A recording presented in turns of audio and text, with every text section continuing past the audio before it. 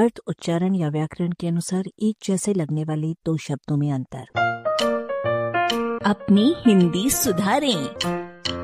आशा और आशंका। आशा का अर्थ प्राप्ति की ऐसी इच्छा जिससे पूरा होने में काफी हद तक विश्वास हो, ये है। ध्यान दीजिए, पूर्ण विश्वास नहीं, काफी हद तक विश्वास। आशंका का अर्थ संदेह, दुविधा या अनिश्चितता है। उसमें अविश्वास का अंश रहता है, वो अनिष्ट की भावना से जुड़ी होती है। उसकी अर्थ सूची में धीरे धीरे अनिष्ट, आशंका और भय की संभावना शामिल है। आशा में अश धातु है जिसका अर्थ प्राप्त करना है।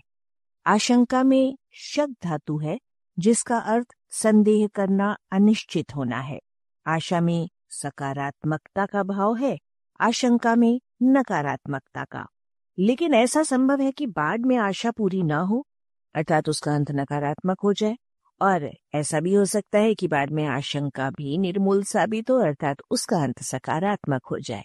आशा की सकारात्मकता और आशंका की नकारात्मकता इन उदाहरणों में भी सुनिए।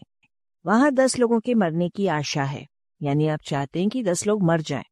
वहां 10 लोगों के मरने की आशंका है, खबर बुरी है। दूसरे ढंग से हम कह सकते हैं शत्रु के 10 लोगों के मरने की आशा है, हमारे 10 लोगों के मरने की आशंका है। आशंका में शंका मौजूद है, पर शंका में सकारात्मकता नकारात्मकता में से किसी की ओर झुकाव नहीं होता। वो साफ साफ ऐसा होता है या वैसा है के बीच झूलती है।